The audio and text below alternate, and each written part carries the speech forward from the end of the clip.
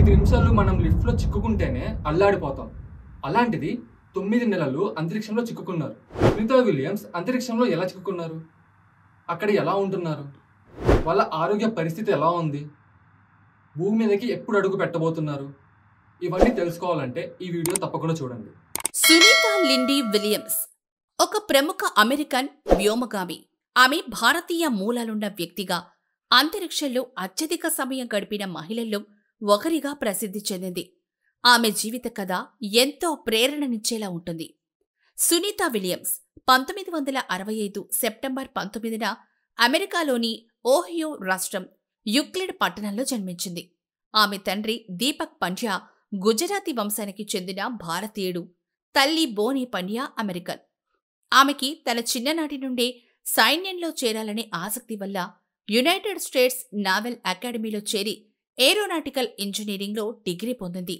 తర్వాత అమెరికా నావికా దళంలో హెలికాప్టర్ పైలట్గా సేవలందించింది.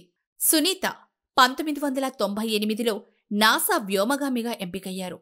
అనేక సంవత్సరాల కఠినమైన శిక్షణ అనంతరం 2006లో తన మొదటి అంతరిక్ష యాత్రను చేసింది. సునీతా విలియమ్స్ అంతరిక్షంలో అత్యధిక సమయం గడిపిన 2వ మహిళగా రికార్డు సృష్టించింది. మహిళల్లో అత్యధిక స్పేస్ వాక్లు చేసిన రికార్డు కూడా ఆమె సొంతం చేసుకుంది.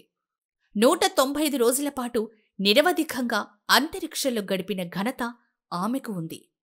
సునీతా విలియమ్స్ తన భారతీయ మూలాలను గర్వంగా భావిస్తుంది. 2007లో భారతదేశం సందర్శించినప్పుడు గుజరాత్లోని తన తండ్రి పూర్వీకుల గ్రామానికి వెళ్ళింది. సునీతా విలియమ్స్ ప్రస్తుతం నాసా ఆర్టెమిస్ ప్రోగ్రాంలో భాగంగా పనిచేస్తోంది. భారతీయ మూలాలున్న నాసా వ్యోమగామి సునీతా విలియమ్స్ 2024 జూన్ 5న బోయింగ్ స్టార్లైనర్ వ్యోమనౌక ద్వారా అంతర్జాతీయ అంతరిక్ష కేంద్రం ISSకు వెళ్లారు. ఆమెతో పాటు బుచ్ విల్మోర్ కూడా ఈ మిషన్లో పాల్గొన్నారు. మూలంగా 8 రోజుల పాటు ఉండాల్సిన ఈ మిషన్ వ్యోమనౌకలో తలెత్తిన సాంకేతిక సమస్యల కారణంగా వీరు 9 నెలలుగా ISSలోనే ఉండిపోయారు. తాజా సమాచారం ప్రకారం నాసా మరియు స్పేస్ సంస్థలు కలిసి సునీతా విలియమ్స్ మరియు బుచ్ విల్మోర్ను భూమికి తిరిగి తీసుకురావడానికి ప్రణాళికలు సిద్ధం చేశాయి.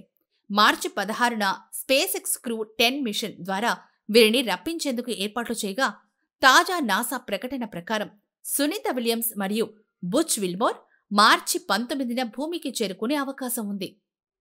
మైక్రోగ్రావిటీ పరిసరాల్లో 9 నెలల పాటు గడపడం వల్ల సునీతా విలియమ్స్ ఆరోగ్యంపై ప్రభావం పడింది.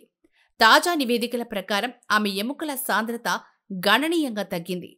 కంటి సమస్యలు, శరీర బలహీనతతో బాధపడుతున్నారు. మైక్రోగ్రావిటీ ప్రభావం వల్ల వ్యోమగాముల శరీరాలపై తీవ్రమైన దుష్ప్రభావాలు కనిపిస్తాయి. దీని ఫలితంగా వారు భౌతిక, మానసిక ఆరోగ్య సమస్యలను ఎదుర్కొనే అవకాశం ఉంది.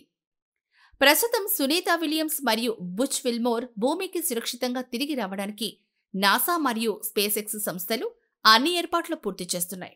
ప్రపంచవ్యాప్తంగా ఉన్న అభిమానులు వీరి విజయవంతమైన రాకను ఆసక్తిగా ఎదురుచూస్తున్నారు. ఈ వీడియో కనుక మీకు నచ్చినట్టయితే లైక్ చేయండి, షేర్ చేయండి. ఇలాంటి వీడియోస్ ఇంకా కావాలంటే సబ్స్క్రైబ్ చేసుకోండి.